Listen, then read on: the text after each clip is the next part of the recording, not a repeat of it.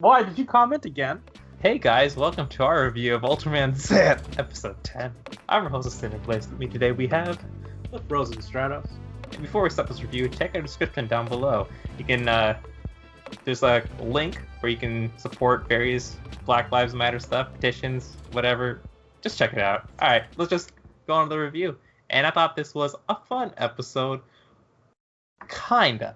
It was a little bit weird. I felt like the backbone of the episode was like a little bit weak, and like it just kind of like had a lot of gags on it, but it just didn't like hold them all too well. Like I really loved like the space pirate dude, cause like, okay, it was a little weird. Like when they first introduced him, I thought he was supposed to be some kind of spooky dude, but he was just becoming more and more troll as like the episode kind of progressed, and I just didn't know what to like think about him until like at the very end, he just blows his gasket, pulls out a bunch of swords from his toku pocket, dumps them in the dirt, and just starts like freaking the hell out on Zett. I was like, what is going on? He got more and more insane as the episode progressed to the point where it just was a Looney Tunes parody, and I didn't understand why we were doing that. Yeah, because it didn't do it well. I think like the tone shift was like a little bit too much for me. I'm like I haven't seen what is his name, Barossa before. Like maybe I have, but I kind of like forgot about him. But it was like a little. It was weird. It was a weird way to introduce him. But I think if they kind of like started off with the comedic stuff, it would have maybe helped. Also, if it wasn't like attached to the previous episode, where they kind of like obtained King Joe, and we thought we were getting some like plot development, because like we're just kind of like hoarding up previous robots from other Ultraman series, and we just got King Joe, so we're just assuming that we're just gonna like kind of like build them up for use by oh my god, what's their name? Storage. Yeah, so to kind of like have this in the middle of it, it makes some sense if like he's a pirate and he stole that ship to begin with, but then like what was it doing on Earth? Like why wasn't he in that previous episode a bit more prominently? They just kind of like shoehorned him in here a little bit too much, so it's kind of like it feels like I'm missing pieces, just because the stuff that happened felt so intentional. Right? Like it was potentially a reference to something, but I just don't get it. Unless it was just the choice of the director to have him do that the whole time. Like this slow descent into a cartoon. Which like there are moments where you can do that. And it's actually encouraged. But like this one was such a hard turn and like did that thing where it like super leaned into it to the point where like it's shoving it down your throat. The music is what really got me. Really? Yeah. The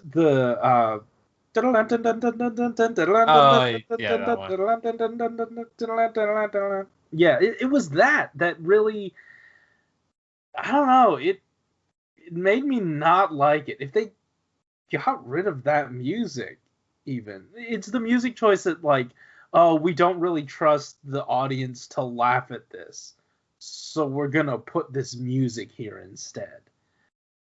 I thought it kind of like fit like at that point in the episode, but I think like we had like two scenes where he was kind of like depicted as kind of like, you know, merciless and like, you know, gruesome, where he first starts kind of like mind controlling people. Like there's that, and like when he mind controls like Yoko and he's kind of like, you know, threatening to kill her. Like that was like pretty serious stuff. And like we also get like Zett, who's like, he immediately tells Haruki to just like, you know, get the fuck out. Like I'm gonna fight for you. This guy's an actual threat. And then we're kind of like, oh shoot, like that's pretty neat. Like they're bringing in more extraterrestrial threats. We got like some of the like Belial stuff, like with G a few episodes back, and now we're getting like these space pirate stuff. I'm like, that sounds great, you know. But then like when it kind of like turns in like the comedic stuff and like the tone shift with it, like I'm okay with him being a berserk fighter and just kind of being like loony like that, but I think like that tone shift was like a little bit too much. that just kind of like threw me out. Like, even though I think I enjoyed every part of it, but like as a cohesive unit, it just like it didn't work for me all too much. Yeah, I agree. Yeah. Except for the part where I liked every scene, because I did not like those antics. Yeah. I mean, like once he started like shaking his head like all the time and just like I think it was, like that was like the turning point. I was just like, what is he doing? Like he's saying all this gruesome stuff, but like in the back of my mind, I'm just like, this is kind of funny. So I think like for me, like the transition was a little bit easier for me to grasp, but it's still just like from a distance looks kind of weird. Yeah, I don't know. I could not weave into like a transition of him being funny. I just thought that was like it's like that thing where you always complain that in Cure Major, when they're holding the stones to have them talk, they like animate them in their hand, and you don't like it. No, when they zoom out on Mabushina and we just see her move her elbows, like just shaking that thing, like stop flexing. It's not. But it was that same thing. Like they don't make it intentionally funny. Like it wasn't supposed to be funny.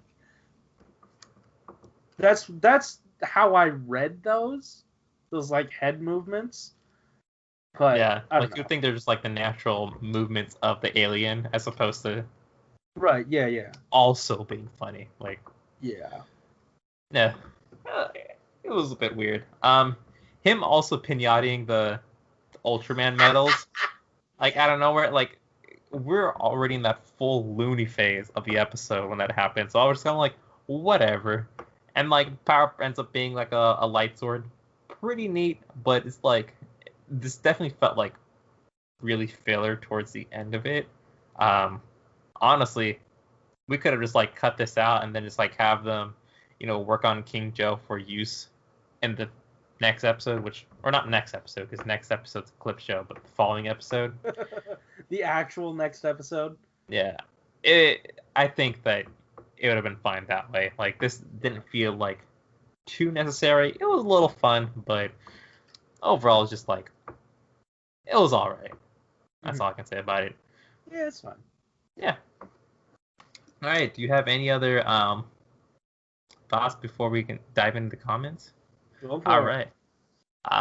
Heroic Gangster says, episode to me feels like this could be the end of the storage arc, and the next episode would be a clip show of the robots, I assume, because man, for a show that loves to boast about Ultraman Zett, we don't have much about Ultraman Zett. I really hope in the next episode Zett would finally find some boosted screen time. Yeah, I thought that was like a little bit weird throughout the series. Like, I do enjoy seeing the other Ultraman, but like Zett doesn't feel like too prominent in his own show. It feels. Yeah, I mean, that's interesting because like I haven't particularly watched too many Ultraman, so I typically I always thought that like the character comes from, our main character rather than Zett himself, because like I'm coming off of Rube, which like Rube doesn't exist. He's just this ethereal person, and then is that all we watched? I guess so. And a little bit of Orb. A little bit of Orb. But, like, even in Orb, Orb didn't say anything. He was a dude. Yeah, I guess so. I mean, I haven't, like, watched Orb, so, like, I don't, like, fully know. I know, like, Jeed is, like, the human form is the same as, his Ultraman form. Right. And then for, like, Zett and, like, some of the other Ultraman that like are from the planet, they just kind of like possess humans and we kind of get their personality through that, which is or Zero, I guess. And Zett's kind of like the same way, like he can possess Haruki in a way, and like he does talk to him a little bit during the henshins, so I guess I don't know. I feel like we have like a decent amount of him, but it would be nice to see like a little bit more stuff from him. I think that next episode we're getting John Bot and like a couple of the other like robots from Ultraman Zero's team. So I'm not sure if we're gonna get some more Zett or if we're getting more Zero in the next episode. Are we getting them, or are they just gonna be like, hey, these are robots. We don't have enough in our show. We're just gonna tell you about all of them. I don't know. They're pretty cool mix. All right. Andy L says, bottle sa. A little bit nitpick of the episode, from the serious, scary to the comedy fight. The tone shift is a bit jarring. You learn how to fight with invisible stuff before Zett-sama, or have you already forgot? Besides of that, 2 of the ending quotes are hilarious. It has 9,999 brothers. I want to dissect it. Also, Juggler's face at the ending shot. Rip the sisters aliens. All right. John Hendricks says, I guess next week is a clip show. I wonder if any plot will be in it. Some series have plot in the clip shows, but not always. That is true. Yeah.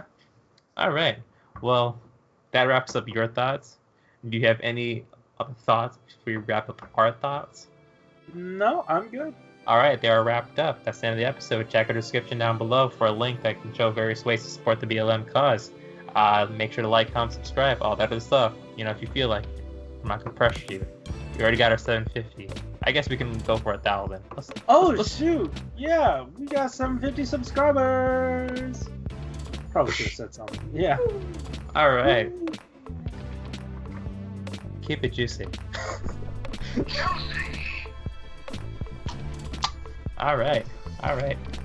I think that was like the best outro I've done in like weeks. It's not bad. Not bad at all. Yeah, because like all my other ones were just like horrible. Okay. I spent 20 seconds.